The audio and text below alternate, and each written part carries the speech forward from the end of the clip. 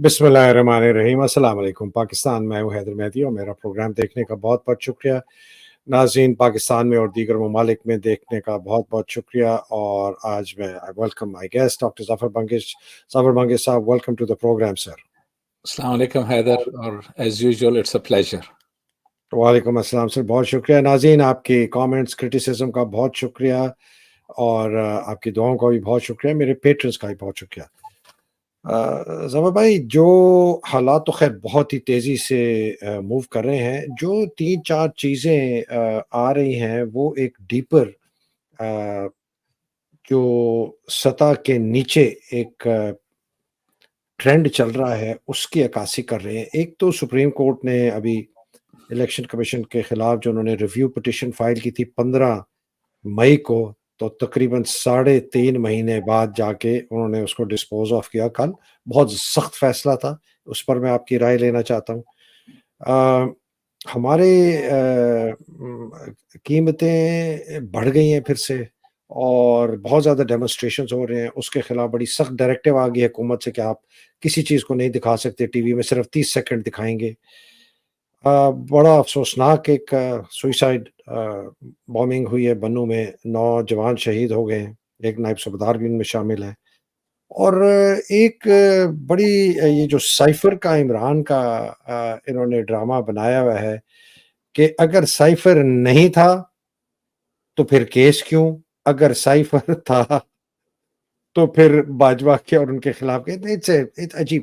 Sir, इसको शुरू करने से पहले ना मैं ये एक छोटी-सी वीडियो दिखाना चाहता हूँ, फिर हम आगे बात चलते हैं, जो कि साइफ़र केस से मैं शुरू करना चाहता हूँ। हमारे लिए हैरान कुन था जब 27 मार्च इस्लामाबाद के जलसे में कागज का एक टुकड़ा लहराया गया और ड्रामाई अंदाज में एक ऐसा बयानिया देने की कोशिश की गई जिसका हकीकत से दूर दूर तक कोई वास्ता नहीं था। जी सर। बिस्मिल्लाहिर्रहमानिर्रहीम। हैदर भाई, चलिए इसी से शुरू करते हैं। ये जो साइफर का मामला है, यहाँ पर उसके फौज के तर्जुमान ये दावा करते हैं कि जी 27 मार्च 2022 को इस्लामाबाद में एक ड्रामाई अंदाज में एक कागज़ का टुकड़ा लहराया गया और ये कहा गया कि जी ये साइफर है। ये सरासर झूठ है। ये उन्होंने उस अपने प्रेस कॉन्फ्रेंस में ये बात कही। तो इससे सवाल ये उठता है कि अगर ये वो जो पेपर हिलाया गया था और वो एक्चुअल साइफर नहीं था, और इस पर मेरी अपनी राय है जो मैं उसकी वजाहत करूंगा, तो फिर ये इमरान खान पर साइफर लीक करने का मुकदमा किस खुशी में चला रहे हैं? उसके पीछे क्या राज है? क्या वो साइफर था या नहीं था? और उसके बाद दूसरा जो सवाल उठता है इमीडिएटली कि अगर इमरान खान ने साइफर में जो इंफॉर्मेशन थी उसको उजागर किया और उस पर ये लोग मुकदमा चलाने की कोशिश कर रहे हैं और वो चाहते हैं कि उसको सजा दें, तो फिर सवाल ये उठता है कि जिन्होंने साइफर पर अमल दरामद किया उनकी क्यों पकड़ नहीं हो रही है? ये किस किस्म का कानून है उस मुल्क में कि जी साइफर पर, और ये साइफर तो बाहर से आया, ज़ाहिर है जो ऑर्डर्स बाहर से आए हैं उस पर तो आप अमल करते हैं। और अगर कोई मुल्क में कहता है कि जी अमेरिका हमारे अंदरूनी मामलात में मुदाखलत कर रहा है, और वो सिर्फ मुदाखलत ही नहीं बल्कि डिमांड कर रहा है कि जी इस प्राइम मिनिस्टर को तुम इक्तदार से हटाओ वरना उसके संगीन नताइज बरामद होंगे, और अगर प्राइम मिनिस्टर अवाम को बताता है कि ये साजिश हो रही है तो फिर उसको सजा कैसे मिल सकती है इस मामले में? देखिए, बात यह है, जैसा मैंने अर्ज किया, कि वो जो पेपर इमरान खान ने हवा में लहराया था, वो उसने ये नहीं कहा था कि ये साइफर है, उसने ये कहा था कि इस खत में इंफॉर्मेशन है। अब जरा साइफर को समझने की जरूरत है। साइफर एक्चुअली ये होता है कि मुख्तलिफ डिप्लोमेटिक मिशंस में उनको कोडेड कोड्स बताए जाते हैं कि आपने अगर कोई वेरी सीक्रेटिव इंफॉर्मेशन भेजनी है तो आप इन्हें उनको कोड के जरिए उस लेटर में लिखना है ताकि अगर वो किसी और के हाथ पड़े तो वो उसको ना समझ सकें। और वो जब فارن آفس میں اسلام آباد میں پہنچتا ہے تو وہاں پر باقاعدہ ٹرینڈ آفیشلز ہوتے ہیں جو اس کوڈڈ میسج کو ڈی کوڈ کر کے آسان انگریزی میں لکھتے ہیں کہ جی یہ میسج آیا ہے ایمبیسڈر کی طرف سے. اچھا، تو یہ جو میسج آیا تھا وہاں پر جو انفارمیشن کمیونیکیٹ کی، پہلے تو ظاہر ہے کہ فارن منسٹر کو کمیونیکیٹ کی گئی، اس نے پرائم منسٹر کو کمیونیکیٹ کیا گیا. یہی چین آف کمانڈ ہے، یہی پروسیس ہے. پرائم منسٹر نے دیکھا کہ یہ بڑا سنگین معاملہ ہے تو اس نے نیشنل سیکیورٹی کمیٹی کی میٹنگ بلائی جس میں کہ تینوں آرمڈ فورسز کی چیفز، آئی ایس آئی کا D G, foreign minister, interior minister, prime minister, بہت سارے اور یعنی جو آفیشلز اس کے ساتھ تعلق رکھتے ہیں، وہاں پر یہ باقاعدہ ڈسکشن ہوئی اس معاملے میں اور یہ طے ہوا، نیشنل سیکیورٹی کمیٹی نے طے کیا کہ یہ سنگین معاملہ ہے اور امریکہ کو ہمیں ڈیمارش دینا ہوگا. اور امریکن ایمبیسڈر کو فارن آفس میں بلایا گیا اور اس کو کہا گیا کہ یہ تم نے جو حرکت کی ہے یہ ہم قطعاً ایکسیپٹ نہیں کرتے. تو یہ تو بیک گراؤنڈ ہمارے پاس سب موجود ہے. اچھا، اگر نیشنل سیکیورٹی کمیٹی میں یہ لیٹر ڈسکس ہوا ہے تو پھر عمران خان کو کیسے اکیوز کیا جا سکتا ہے کہ جی اس نے جو ہے یہ انفارمیشن لیک کی ہے؟ یہ تو اخبارات میں بھی بات آ گئی تھی اس وقت. تو جناب کہہ رہے تھے نہیں جی کوئی سافر ہے ہی نہیں کوئی چیز، یہ تو روٹین کی بات ہے، یہ تو ہر وقت ہوتا رہتا ہے. دراصل یہ اس چیز کی عکاسی کرتا ہے کہ پاکستانی حکمران جو ہیں پاسٹ میں اتنے عادی ہو چکے ہیں امریکہ سے آرڈرز لینے میں کہ ان کے لیے یہ کوئی بڑی عجیب وغیرہ یہ کوئی بڑی بات ہی نہیں ہے. یہ تو عجیب وغیرہ کوئی بات ہی نہیں ہے کہ جی امریکہ نے کہہ دیا پرائم منسٹر کو ہٹاؤ تو ہم اس کو ہٹا دیتے ہیں تاکہ امریکہ کو خوش رکھ سکیں. اور جب پرائم منسٹر کہتا ہے کہ یہ سازش ہو رہی ہے تو کہتے ہیں نہیں جی یہ تو سازش ہی نہیں ہے. مجھے تو بلکہ اس بات پر حیرت ہے، اس وقت جو میں دیکھتا تھا ٹی وی پہ یہ جو مختلف قسم کے اینکرز ہیں الٹی سیدھی اوٹ پٹانگ باتیں کرتے رہتے تھے کہ جی یہ تو ایسی کوئی بات ہی نہیں ہے، یہ کوئی سائفر ہی نہیں ہے، یہ ہے وہ ہے تو سب. اور یہاں پہ بھی یہ جو غالباً یہ جو صاحب تھے بابر افتخار، جنرل بابر افتخار، انہوں نے تو کہا کہ جی یہ سب جھوٹ ہے، باقاعدہ بینر لگایا ہوا ہے اور وہ قرآن کی آیت کوٹ کریں گے جھوٹوں پر لعنت ہے. ٹھیک ہے، اللہ تعالیٰ نے قرآن میں ایک آیت نازل کی ہے کہ لعنت اللہ علی الکاذبین، تو یہ تو ان لوگوں پر لعنت ہے اللہ تعالیٰ کی، یہ جو جھوٹ بول رہے ہیں دن رات بیٹھ کر، اور ان کے جو بالکل فالتو جو لوگ ہیں جن کو پیسے دے کر ٹی وی اینکرز بنایا ہوا ہے، جو بیٹھ کر جھوٹ بکتے ہی چلے جاتے ہیں ہر وقت، کبھی کوئی صحیح بات لوگوں کو نہیں بتاتے. تو دیکھیں بیسیکلی بات یہ ہے کہ یہ یعنی ایک سائفر آیا تھا، اس کو جو اس وقت پاکستان کا امبیسڈر تھا ڈاکٹر اسد مجید، اس نے کنفرم بھی کیا کہ جی یہ ڈونلڈ لو نے مجھے کہا تھا. اور ڈونلڈ لو ایک تھرڈ ریٹ کا جو ہے وہ اسٹیٹ ڈپارٹمنٹ کا آفیشل ہے. اندازہ لگائیے کہ اسٹیٹ ڈپارٹمنٹ کا تھرڈ ریٹ کا آفیشل جو ہے وہ پاکستان ایمبیسڈر کو کہتا ہے کہ جی تم اپنے پرائم منسٹر کو ہٹاؤ ورنہ سنگین نتائج ہوں گے، اور اگر ہٹا دیا تو پھر آل وڈ بی فارگیون.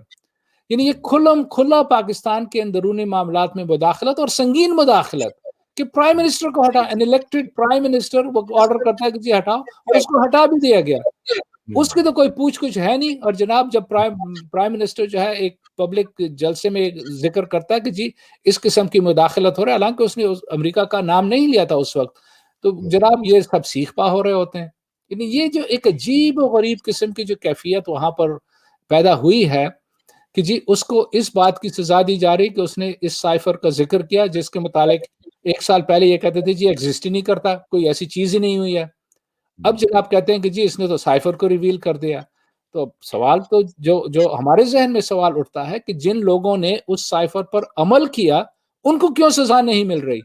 کیا بالکل ٹھیک. پاکستان میں حکمران جو ہیں یا پاکستان میں جو حکومت کرے گا وہ امریکہ کی مرضی سے کرے گا یا جی پاکستانی عوام اس کا فیصلہ کریں گے؟ یہ تو جی یہ مسئلہ ہے جو پاکستانی عوام کو طے کرنا ہے کہ کیا وہ ایک آزاد اور خود مختار ملک چاہتے ہیں، کیا وہ چاہتے ہیں کہ وہ اپنے حقوق کا فیصلہ کریں، یہ فیصلہ کریں کہ ان کے ملک پر کون حکمرانی کرے گا، یا امریکہ ہمیں باہر سے ڈکٹیشن دے گا اور ہم اس کے امریکہ کو خوش کرنے کے لیے اس پر عمل کریں گے. بہت شکریہ. میں اس کو جسٹ سمرائز کر دیتا ہوں، اس کے ساتھ 4 چیزیں جڑی ہوئی ہیں پھر ہم آگے چلتے ہیں. ایک تو یہ باجوہ کے لیے تھا، ڈائریکٹ میسج تھا، سب کو پتہ ہے. دوسری چیز ہمیں بالکل کلیئر پتہ ہے کہ یہ جو قانون جس کے تحت عمران کو ٹرائی کیا جا رہا ہے وہ قانون ہے ہی نہیں، غیر آئینی ہے. ابھی تک پریزیڈنٹ نے اس کو اسینٹ نہیں کیا تھا، انڈورس نہیں کیا تھا. تو جس قانون کے تحت یہ اسپیشل کورٹ بنایا گیا وہ بھی ان لافل ہے.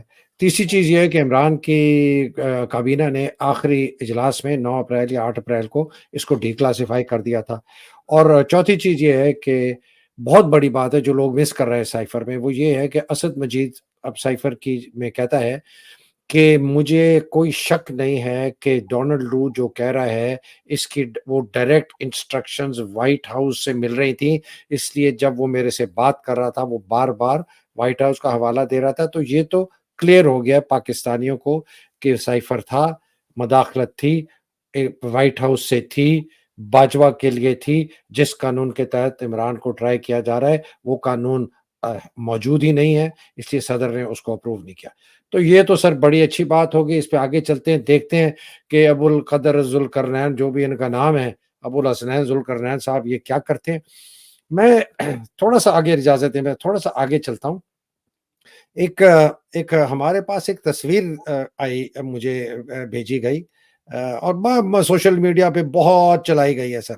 वो तस्वीर ज़रा मैं दिखाना चाहता हूँ कि हमें कुछ अंदाज़ा हो कि ये जो हमारे साहब इस वक़्त जो सारा ये बदमाशी कर रहे हैं पाकिस्तान के ऊपर, जिन्होंने लाक़ानूनियत और तबाही और बर्बादी के डायरेक्ट ज़िम्मेदार हैं, आपके जो lieutenant general retired Asim Munir जो कि गैर कानूनी, गैर आईनी चीज़ है। सर ये तस्वीर देखें इनकी, ये टिल्ला रेंजेस पे सर फायरिंग हो रही थी प्रैक्टिस। ये आर्मी चीफ इतना निकम्मा है कि ये टैंक पे चढ़ भी नहीं सकता। अगर आप इस टैंक के दाएँ-बाएँ देखें सीढ़ियाँ लगाई गई हैं। मैंने खुदा की कसम कभी सीढ़ियाँ नहीं लगी हुई देखी। अपने मैं भी गया हूँ टिल्ला फायरिंग रेंजेस में आर्मर के साथ गया हूँ। वो जरनैल खुद ही हाथ-वाथ पकड़ के ऊपर चढ़ते थे। ये कमबख्त जो है, ये चढ़ भी नहीं सकता। दूसरा सर इनकी फ़ौज की बूट पॉलिशियाँ ये शहबाज शरीफ को तो बूट पॉलिशियाँ कहते हैं।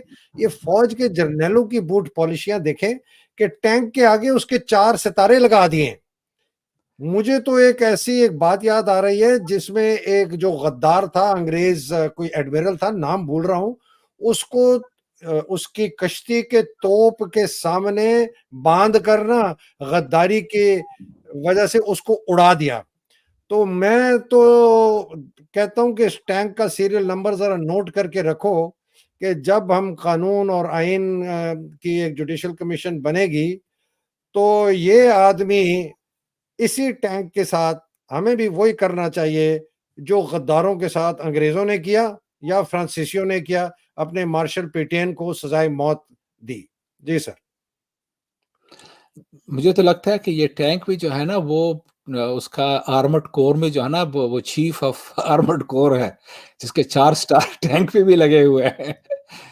ये इन्हीं चीफ आर्मर्ड टैंक है। सर खुदा की कसम इतनी बेइज़्ती ये कराता है फ़ौज की, इतनी बेइज़्ती। ये फ़ौज जो सर खुदा की कसम ये कव्वाली वाले पीछे कसीदा के तालियों बजाने वाले के पीछे जो तबलचियों के भी असिस्टेंट है ना, ये फ़ौजी जर्नैल वो बन गए। इतनी बेइज़्ती! ओ यार! ना फ़ौजी आर्मी चीफ टैंक पे चढ़ सकता है, इतना उसके उसके लिए सीढ़ियाँ लगाओ, पता नहीं शुक्र करो सोने की सीढ़ियाँ नहीं लगा दी उन्होंने। एक्चुअली देखिए ना पाकिस्तान में अनफॉर्चुनेटली जो बहुत ही एक अजीब-ओ-गरीब किस्म का ट्रेंड है कि जो भी पावर में होता है किसी कैपेसिटी में भी, तो उसके आस-पास जो लोग हैं वो चापलूसी में एक से एक बढ़कर हरकतें करते हैं। चाहे वो जो पावर में है वो एक्चुअली इन चीज़ों को डिमांड करे या ना करे या उसको पसंद हो या ना हो, लेकिन आस-पास के चापलूसी जो है वो तो जनाब ये हरकतें अपनी करते रहेंगे। और यही अनफॉर्च्युनेटली हमारी तबाही का जो है ना सबब है। बल्कि मुझे वो बात याद आती है कि जब सिकंदर मिर्ज़ा ने पहले ज़ुल्फ़िकार अली भुट्टो को अपने कैबिनेट में लिया, तो ज़ुल्फ़िकार अली भुट्टो ने सिकंदर मिर्ज़ा को एक ख़त लिखा और उसमें कहा कि जब पाकिस्तान की तारीख लिखी जाएगी, तो वाह! तुम्हारा मुकाम जो है वो कायद-ए-आज़म से भी बढ़कर होगा। ये ज़ुल्फ़िकार वाह, अली वाह! भुट्टो के अपने अल्फ़ाज़ हैं, जो उसने सिकंदर मिर्ज़ा के लिए कहे थे। क्योंकि सिकंदर मिर्ज़ा ने उसको कैबिनेट में ले लिया था, फिर उसके बाद उसने अय्यूब खान को भी कहा कि जी इसको कैबिनेट में ले लो। तो ये तो हमारे जो है ना बदकिस्मती से लोगों की जो मेंटालिटी है वहाँ पर कि جو بھی برسر اقتدار ہوتا ہے یا جس کو بھی لوگ سمجھتے ہیں کہ جی اس کے پاس پاور ہے، تو اس کی شان میں وہ راگیں الاپتے ہیں کہ ساری جو ہے نا حدیں پار کر جاتے ہیں. یہ سر ایک میں بہت ایک بڑا المیہ جی ہے جی ہمارا.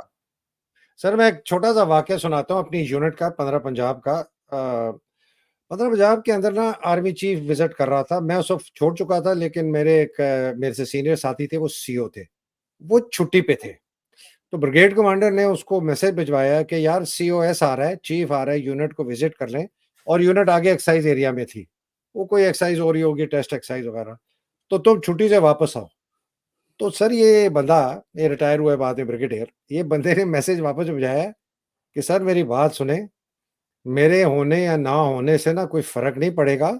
2IC بہت زبردست بندہ ہے، وہ سنبھال لے گا یونٹ. اگر جنگ میں شہید ہو جاؤں آپریشن میں تو پھر کیا ہوگا؟ تو let the 2IC learn how to command the battalion with the chief. تو وہ نہیں گیا، چھٹی چھوڑ کے نہیں گیا، حالانکہ وہ جا سکتا تھا، چاپلوسی کر سکتا تھا وہ جی انگریز اس کے سامنے. تو سر یہ اقدار ہمارے تھے ایک زمانے میں، کہ جی ہمارے اس قسم کے افسر تھے جو کرتے. لیکن اس کے ساتھ ساتھ جڑی ہوئی بڑی ایک افسوسناک بات بتاتا ہوں. ایک تو یہ جو ریٹائرڈ جرنیل ہے، ایک ٹینک پہ چڑھ نہیں سکتا، سیڑھیوں سے چڑھتا ہے اور 4 سٹار لگواتا ہے، یا جس نے چاپلوسی کرنی ہے اس نے لگائے، ساتھ اس کے جو اس کے کھڑے ہوئے ہیں بچے سکے ٹائپ لوگ. اور سر یہ دیکھیں، سر یہ اب بھی 9 ہمارے جوان شہید ہوئے ہیں مالی خیل میں، بنو کے علاقے میں، سوئسائڈ بامبنگ میں. یہ جو آپ دیکھ رہے ہیں نا سر، یہ عکاسی کر رہا ہے، یہ سارے عکاسی چیزیں کرتی ہیں کہ ہمارے فوج کی آپریشنل ریڈینس، ہمارے فوج کے اقدار، ہمارے جرنیلوں کے اقدار، یہ سب کی عکاسی کرتا ہے کہ جس تیزی سے یہ ٹیررسٹ اٹیک کر رہے ہیں اور ہمارے جوانوں کو شہید کر رہے ہیں. مجھے اللہ معاف کرے سر، مجھے تو کبھی ایسے لگتا ہے کہ یہ 43 بلوچ تھی سر، باقی بائی دا وے جس کے یہ بندے تھے، کہ شاید یہ جان بوجھ کے کروائے جا رہے ہیں کہ ہمیں موقع ملے الیکشن پوسٹ پون کرانے کا. جی. دیکھیے سب سے پہلی بات تو یہ ہے کہ یہ دیکھیے بیچارے جو شہید ہوئے ہیں یہ عام سولجرز ہیں، اور یہ کہ یہ تو بیچارے جو ہیں آرمی میں اس لیے گئے ہیں کہ کوئی روزگار مہیا ہو ان کو. تو یہ تو سراسر ان کے ساتھ جو ہے نا بہت زیادتی ہے جو کچھ ہوا ہے، اور ان کی فیملیز کے ساتھ ہمیں ظاہر ہے کہ اظہار ہمدردی کرنا چاہیے، اور اللہ تعالیٰ ان کو جو شہید ہوئے ہیں ان کے درجات بلند فرمائے. لیکن آپ تو چونکہ خود ہی آرمی بیک گراؤنڈ سے ہیں، آپ کو زیادہ بہتر اندازہ ہوگا کہ آرمی میں جو ڈیٹیوریشن ہوئی ہے اس کی وجوہات کیا ہیں، اس کی اور یہ کیوں اس ڈائریکشن میں سب کچھ جا رہا ہے. یہ بہت افسوسناک ہے اگر واقعی یہی ہے کہ جی آرمی جو ہے اس کی پریپیئرڈنیس نہیں ہے، اور وہ جو ہے اس قسم کے واقعات، اور ہم دیکھ رہے ہیں کہ یہ پچھلے چند مہینوں میں اتنے زیادہ ٹیررسٹ واقعات ہوئے ہیں، اور خاص طور پر KPK میں اور بلوچستان میں.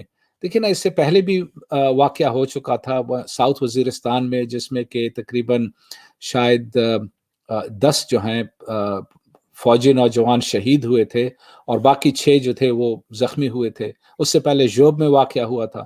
تو یہ اتنے ریپڈلی یہ جو اٹیکس ہو رہے ہیں، یہ ایک تو ایک عام آدمی بھی سمجھ سکتا ہے کہ اس میں ڈیفینیٹلی انٹیلیجنس کا بہت بڑا وہ ہے فیلئر ہے. نمبر 2 کہ جی انٹیلیجنس کے فیلئر کے ساتھ ساتھ جو آرمی آفیسرز اس پورے علاقے میں انچارج ہیں، یہ ان کی کم ہمتی ہے، ان کی بزدلی ہے کہ وہ اپنے جو ہے نا اس قسم کے آپریشنز ہو رہے ہیں اور اپنے سولجرز کے ساتھ موجود نہیں ہیں اور ان کو مروا رہے ہیں. یہ بھی ایک ہو سکتا ہے، یہ بھی پاسبلٹی ہو سکتی ہے کہ وہ ڈیلیبریٹلی یہ کروا رہے ہوں، تاکہ 2 چیزوں کی وجہ سے، کہ ایک آرمی کی طرف کچھ سمپتی پیدا ہو، اور دوسرا یہ کہ کوئی جواز پیدا ہو کہ جی الیکشنز کو پوسٹ پون کریں. حالانکہ میرا خیال ہے کہ ایسے حرکتیں کرنے کی کوئی خاص ضرورت نہیں ہے، کیونکہ یہ تو بہانے وغیرہ اور بھی بنا رہے ہیں. اور مجھے یہ بھی یقین نہیں ہے، بلکہ جو حالانکہ سپریم کورٹ نے تو آج کے دن جو ہے، یعنی ہمارے آج 31 اگست کو بہت زبردست فیصلہ سنایا، اور الیکشن کمیشن کی جو یہ استدعا تھی کہ جی الیکشن کو پوسٹ پون کیا جائے، تو الیکشن کمیشن نے اس کو رد کر دیا. اس نے کہا کہ کوئی اس کا وہ نہیں ہے کہ جی آپ الیکشنز کو پوسٹ پون کر سکتے ہیں، کیونکہ یہ کانسٹیٹیوشن میں لکھا ہے. اور کانسٹیٹیوشن نے پوچھا، سپریم کورٹ چیف جسٹس نے پوچھا الیکشن کمیشن کے لائر سے کہ بھی تم ہمیں بتاؤ کہ کیا کانسٹیٹیوشن کی رو سے کوئی گنجائش بنتی ہے کہ تم الیکشن کو پوسٹ پون کرو. تو اس نے کہا کہ نہیں. تو اس نے کہا کہ پھر تم یہ باتیں کیا کر رہے ہو، کیوں تم خواہ مخواہ یہ اوٹ پٹانگ کی یہاں آ کر باتیں کر رہے ہو. اس نے اوٹ پٹانگ تو نہیں کہا، لیکن اس نے صاف کہہ دیا کہ جی آپ الیکشن کو پوسٹ پون نہیں کر سکتے، یہ کانسٹیٹیوشن کی ریکوائرمنٹ ہے، یہ کانسٹیٹیوشن میں لکھا ہوا ہے. یہ نہیں کہ تم آ کر کہو کوئی بہانے بناؤ کہ جی ہم باؤنڈریز سینسس کر رہے ہیں، ڈی لیمیٹیشنز کر رہے ہیں. انہوں نے کہا کہ الیکشنز ٹائم پہ ہونے چاہیے. لیکن سوال یہ پیدا ہوتا ہے کہ کیا الیکشنز ٹائم پر ہو پائیں گے یا نہیں، کیونکہ اس کے پیچھے جو ہے آرمی کا سب وہ ہے عمل دخل ہے. اور مجھے تو افسوس یہ ہوتا ہے کہ بھئی اگر یہ سب کچھ کرنا ہے تو پھر پیچھے سے بیٹھ کر کیوں یہ کر رہے ہو، سویلینز کو کیوں آگے کیا ہوا ہے، الیکشن کمیشن کو کیوں آگے کیا ہوا. سامنے آ جاؤ کھل کر، اگر تمہیں اتنی ہمت ہے آ جاؤ سامنے، کہہ دو کہ جی ہم الیکشن نہیں کرائیں گے، پھر نتائج بھگتو. لیکن اس کو تو ہم دیکھ رہے ہیں کہ جو ملک میں حالات جس تیزی سے بگڑ رہے ہیں. اب دیکھیے ایک دو دن پہلے وہاں پر گلگت بلتستان میں جو مظاہرے ہوئے ہیں، آزاد کشمیر میں مظاہرے ہو رہے ہیں، مری میں ہو رہے ہیں، پورے ملک میں جو ہے نا یہ مظاہرے آگ کی طرح پھیل رہے ہیں، کیونکہ لوگ تنگ آ چکے ہیں. لوگوں کے ذاتی جو ہیں مشکلات اتنی بڑھ گئی ہیں. یہ جو الیکٹریسٹی کے بلز ہیں لوگ پے نہیں کر پا رہے ہیں، یا تو وہ الیکٹریسٹی کا بل پے کریں گے یا کھانا بچوں کو کھانا کھلائیں گے. تو یہ تو اب آگ پھیل رہی ہے چاروں طرف، اور اس سے وہ بھاگ بھی نہیں سکتے، کیونکہ انہوں نے آئی ایم ایف کو جو ایشورنسز دی ہیں کہ جی وہ ریٹس بڑھائیں گے، نہ صرف الیکٹریسٹی کے بلکہ فیول کے بھی، گیس کے بھی، اور بھی جو ٹیکسز کا تو کوئی سوال ہی نہیں پیدا ہوتا، کیونکہ ٹیکس کہاں سے اور مزید لیں گے. ٹیکسز تو یہ تو انڈائریکٹ ٹیکسیشن ہے، جس کے تحت غریب لوگوں کو رگڑا دیا جا رہا ہے، غریب لوگوں کو جو ہے نا کچلا جا رہا ہے.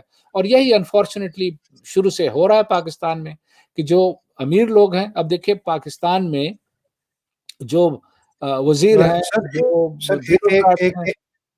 سر ایک منٹ میں جسٹ بفور یو گو، یہ جو آپ نے بھی بات کی تھی نا بلز کی، یہ میں ذرا ایک یہ بتانا چاہتا ہوں کہ حکومت اس کو ڈیل میں بتا رہا ہوں کہ یہ کوریج ہے. وہ کہہ رہے ہیں کہ جی لائیو کوریج نہیں دکھائی جائے گی، صرف 3 سیکنڈ سے لے کر 2 منٹ تک ہوگی، لیکن آخر میں دکھائی جائے گی بلیٹن کے. اور پھر کہا ہے کہ جی صرف ٹاپ 3 ہیڈ لائنز میں نہیں دکھائی جائے گی اخباروں کی.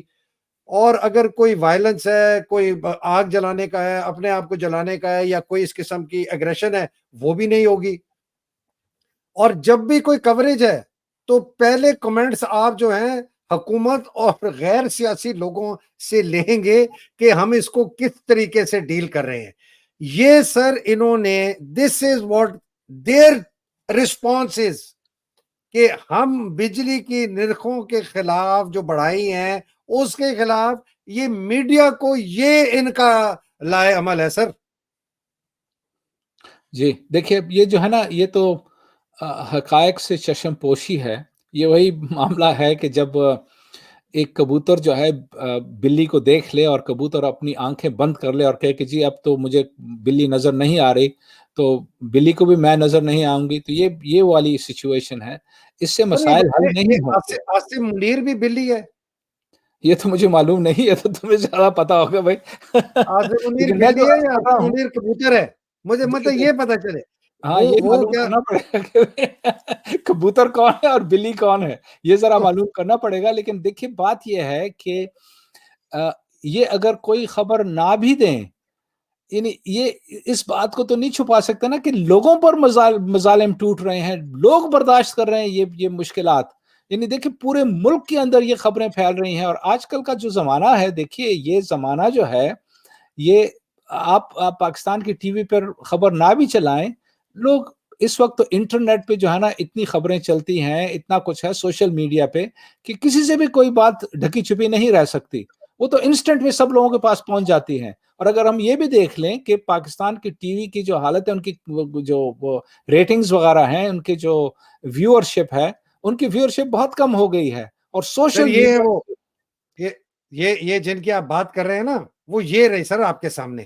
جی بالکل بالکل، یہی لوگ ہیں جو کہ عیاشی کر رہے ہیں، جن کو جو ہے مراعات مل رہی ہیں، ان کو مفت جو ہے بجلی فراہم کی جا رہی ہے، یا کئی متعین پتہ نہیں کتنے یونٹس ان کو مفت دیے جاتے ہیں، اسی طرح ان کو مفت پیٹرول ملتا ہے، ان کو مفت گاڑیاں ملتی ہیں، ان کو سبسڈائز ریٹ پہ بہت ساری چیزیں ملتی ہیں.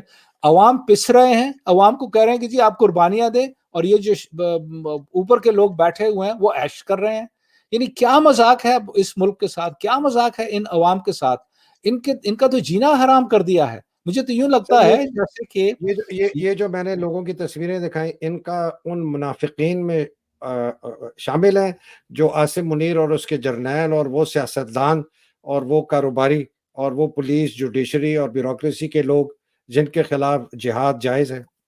دیکھیں نا، جو لوگ لوگوں پر ظلم کرتے ہیں، جو لوگ اپنے آپ کو مسلمان کہتے ہیں لیکن پھر اس قسم کی حرکتیں کرتے ہیں، تو ظاہر ہے کہ وہ تو منافقین کی کیٹیگری میں آئیں گے، چاہے کوئی بھی ہو، چاہے وہ فوج کے جرنیل ہوں، چاہے وہ بزنس مین ہوں، چاہے وہ بیوروکریٹس ہوں. دیکھیں، میں آپ کو ایک مثال دیتا ہوں، یا ایک ہسٹوریکل بیک گراؤنڈ تھوڑا سا دیتا ہوں.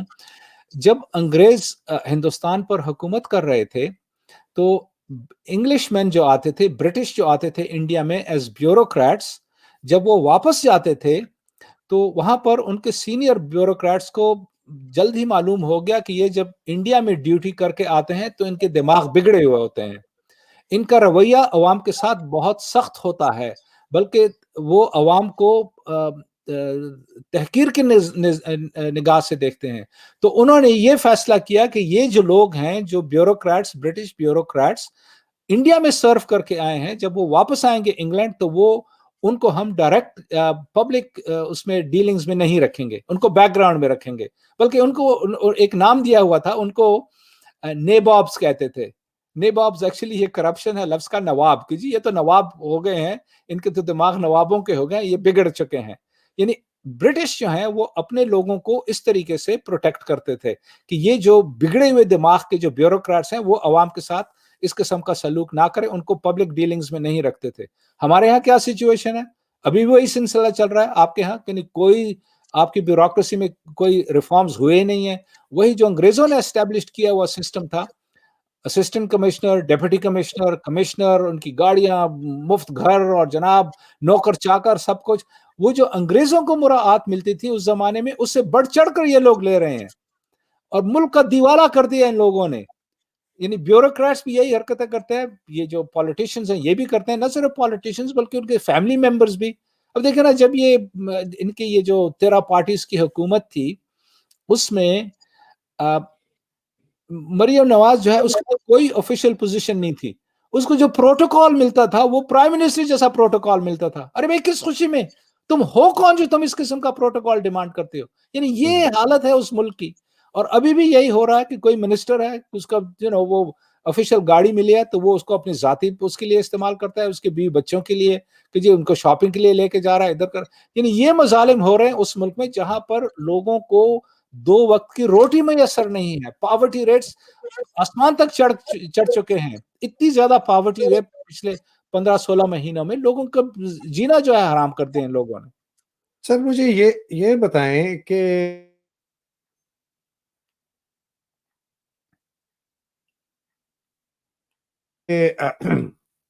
تو یہ جو آپ نے بات کی کہ جینا حرام کر دیں اور لوگ اب نکلیں، ویسے تو نہیں نکلے، عمران جب گیا اندر تب نہیں نکلے، وہ بیچارہ اپنی جان مال سب کچھ اس نے لگا دیا اور قید میں چلا گیا. لیکن ہم گھروں میں 18-12 مہینے سے کہہ رہا ہوں کہ جب اپنے گھر کے چولہے بنیں گے پھر میں دیکھوں گا.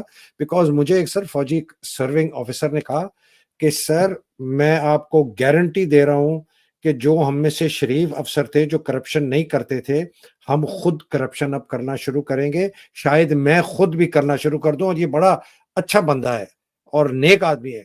کہتا ہے کہ میرے اوپر اتنی مجبوریاں اگر آ گئیں کہ میرے جو کچھ بھی میری جڑی پونجی وہ ختم ہو جائے، پلاٹ بھی میں اب نہیں بیچ سکتا ڈی ایچ اے میں، تو تو سوال آپ سے میرا یہ ہے کہ یہ جو لوگ ڈیمونسٹریشن کر رہے ہیں، یہ تبدیل ہوگی ایک ماس اسکیل سول ڈس اوبیڈینٹ موومنٹ ایک جگہ، اور کیا supreme court election commission of Pakistan کو کنٹمپٹ میں ہولڈ کر کے اس کو تقریباً ختم کر کے اور نیا الیکشن کمیشن بنا دے، اور باقی جتنے لوگ جنہوں نے ان کے 14 مئی کے فیصلے کی خلاف ورزی کی تھی ان کو الیکشن کریں؟ کیا یہ قانونی طریقہ اوپر سے اور نیچے سے اسٹریٹ پاور ملے گی آ کے؟ دیکھیں، جہاں تک اسٹریٹ پاور کا تعلق ہے وہ تو ڈیفینیٹلی سلسلہ بڑھتا چلا جائے گا، بلکہ مجھے تو ہنسی آتی ہے کہ یہ جو لوگ پچھلے 15-16 مہینوں میں برسر اقتدار تھے، اب تو وہ بھی جناب بیانات دے رہے ہیں کہ جی ہم بھی اس میں شامل ہوں گے، کیونکہ یہ جو ہے عوام پر بہت ظلم ہو رہا ہے۔ ارے بھائی، یہ تو تم نے خود کروایا ہے، تم ہی نے وہ اگریمنٹ IMF کے ساتھ سائن کیے ہیں۔ تو یہ جو منافقت ہے ان لوگوں کی کہ جی ہم بھی عوام کے لیے آواز اٹھائیں گے اور ہم بھی ان کے ساتھ کھڑے ہوں گے۔ دیکھیے، عوام پر تو جو مظالم کے پہاڑ ٹوٹے ہیں وہ تو ختم ہونے والے نہیں ہیں، کیونکہ ابھی آج ہی یہ جو کیئر ٹیکر پرائم منسٹر ہے، جس کو آپ انڈر ٹیکر پرائم منسٹر کہتے ہیں، اس نے بیان دیا کہ ہم نے جو IMF کے ساتھ معاہدے کیے ہیں ہم اس پر پابند رہیں گے۔ اس کی وجہ یہ ہے کہ اگر وہ نہیں رہیں گے تو نیکسٹ انسٹالمنٹ ہی نہیں ملے گی ان کو، اور IMF نے تو ان کو ایسے جکڑ کے رکھا ہوا ہے کہ انہوں نے کہا کہ جی یہ 9 مہینے کے لیے، اور اس نے سے یہ بھی ایشورنسز دی تھی کہ جی آپ الیکشن ٹائم پر کرائیں گے۔ اب سوال پیدا یہ ہوتا ہے کہ کیا سپریم کورٹ آف پاکستان اس معاملے میں اپنا کردار ادا کرے گا یا نہیں؟ اگر میں ان کے سپریم کورٹ کے یا پاکستان جوڈیشری کا پاسٹ کا جو ریکارڈ دیکھوں، میں زیادہ پر امید نہیں ہوں، لیکن یہ کہ پاکستانی عوام جو ہیں اپنا پریشر نہ چھوڑیں اور وہ اپنی کوشش جاری رکھیں، وہ بلز نہ پے کریں، اور وہ اگر کوئی میٹر کاٹنے آئے اس کی پٹائی کر دیں، کیونکہ وہ ایک ظالمانہ نظام کے اعلی کار بنے ہوئے ہیں، ان کو نہ آنے دیں کہ وہ ان کا میٹر کاٹیں۔ اور اس کے علاوہ اس تحریک کو اور بڑھنے کی ضرورت ہے، کیونکہ جب تک نیچے سے پریشر نہیں آئے گا تو یہ جو ہے اوپر میں جو لوگ بیٹھے ہوئے ہیں، جو عیاشیاں کر رہے ہیں، وہ ہوش کے ناخن نہیں سنبھالیں گے۔ تو یہ پریشر، پبلک پریشر بہت ضروری ہے۔ جیسے آپ نے صحیح کہا کہ جی دیکھیے، پچھلے 14-15 مہینوں سے آپ بھی کہتے رہے ہیں، بہت سے اور لوگ بھی کہتے رہے ہیں کہ جی عوام کو نکل آنا چاہیے۔ عمران خان کو دیکھیں، جس قسم کے مظالم اس پر ڈھائے جا رہے ہیں، عوام ٹھیک ہے گھروں میں بیٹھ کر تو بات چیت کر لیتے ہیں، لیکن پبلکلی نہیں نکلے اس کے لیے، یا کم از کم اتنی تعداد میں جتنے میں ان کو نکلنا چاہیے تھا۔ اب جب عوام پر خود پڑی ہے تو اب وہ نکل آئے ہیں، کیونکہ ان کو پتہ چل گیا کہ جی اب ہم اپنے بچوں کو روٹی بھی نہیں میسر کر سکتے۔ وہاں پر تو سوئسائڈ ہو رہے ہیں، لوگ سوئسائڈ کمٹ کر رہے ہیں۔ یعنی یہ اتنا ظلم ہے کہ ایک اسلامی ملک میں، یا کم از کم جو اپنے آپ کو ایک اسلامی ملک کہتا ہے، حالانکہ میں تو اس معاملے میں بالکل کلیئر ہوں کہ یہ کوئی اسلامی ملک نہیں ہے، کیونکہ اسلامی ملک کے لیے آپ کو کچھ ایسے قوانین نافذ کرنے ہوں گے جس میں کہ عوام پر اس قسم کا ظلم نہ ہو۔ لیکن بدقسمتی سے وہاں تو ایسی کوئی چیز ہمیں نظر نہیں ہے، بلکہ عوام پر تو مظالم کے پہاڑ توڑے جا رہے ہیں۔ تو جب اب عوام پر خود پڑی ہے کہ وہ 2 وقت کی روٹی بھی اپنے بچوں کو نہیں دے سکتے، تو اب وہ اٹھ کھڑے ہوئے ہیں، اور یہ تحریک رکے گی نہیں، یہ بڑھے گی۔ بلکہ اب تو لائرز نے بھی کہہ دیا کہ وہ اپنی تحریک شروع کنونشن کرنے والے ہیں 7 مئی کو، 7 ستمبر 5 کو، کو اور 7 کو، 5 کو اور 5 7 کو اور 7 کو، جی ہاں، اور 2 ستمبر سے جو ہے جماعت اسلامی نے بھی ملک گیر ہڑتال کا وہ دیا ہے کہ کال دی ہے، اسی طرح انجمان تاجران جو ہیں انہوں نے دیا ہے۔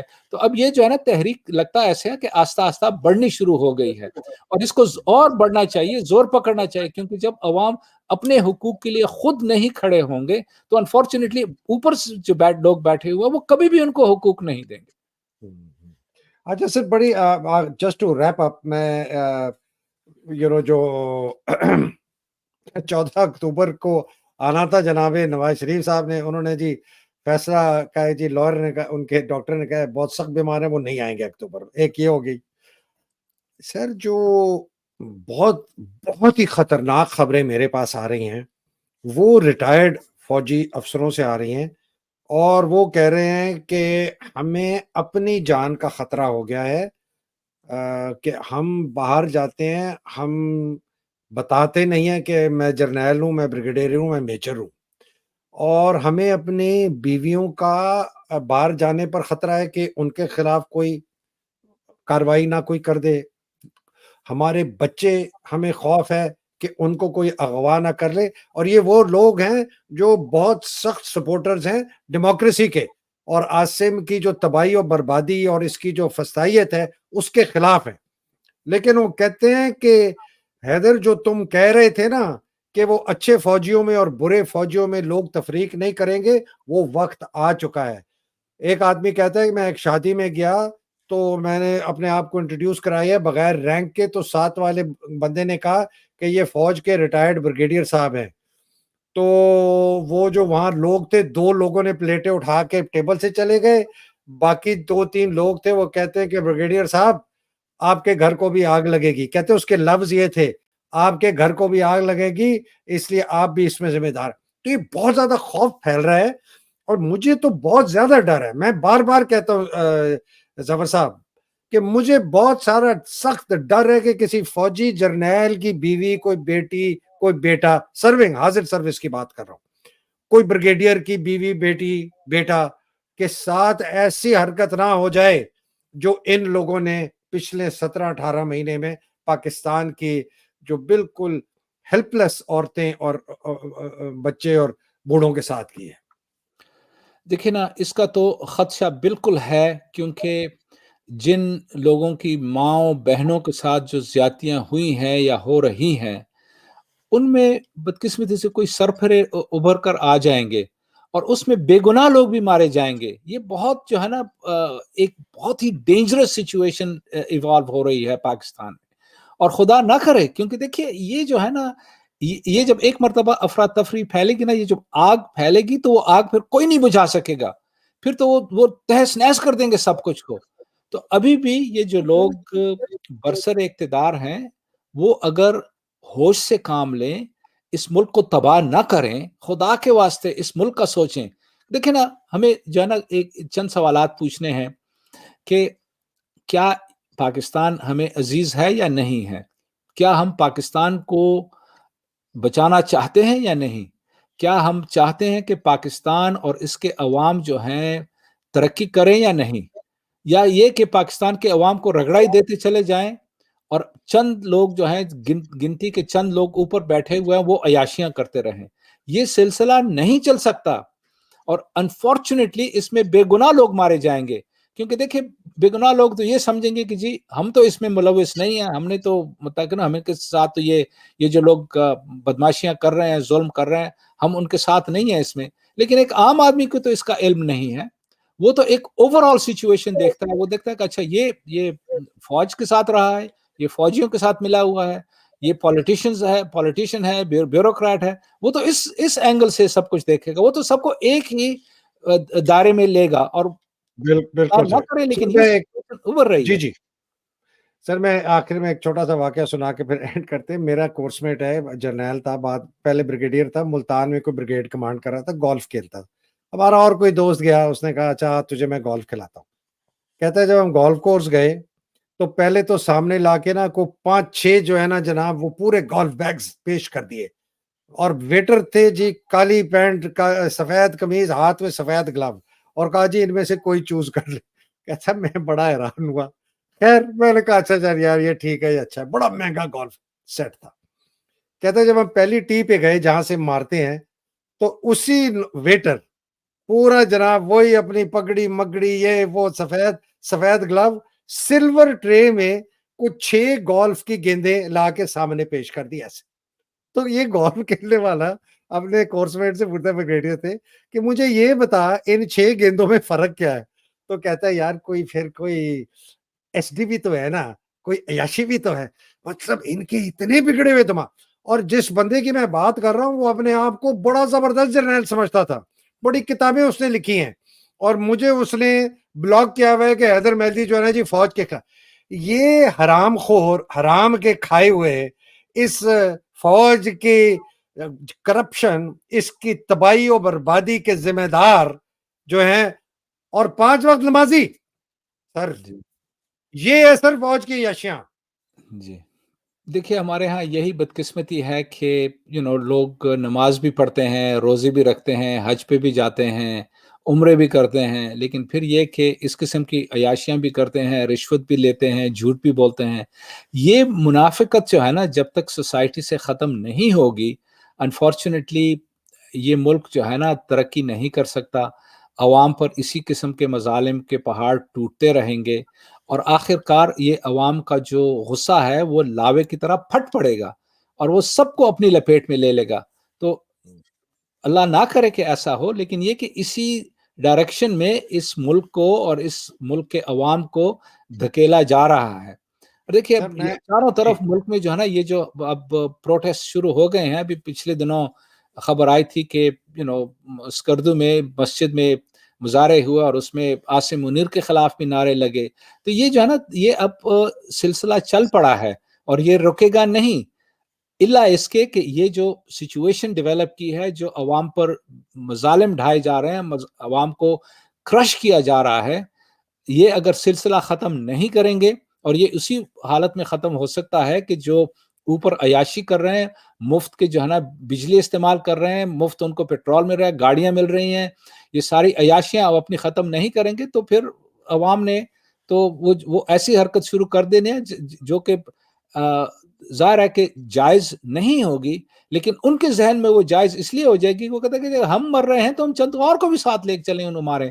تو یہ جو ہے نا بالکل ایک افسوسناک سچویشن وہاں پر ڈیولپ ہو رہی ہے.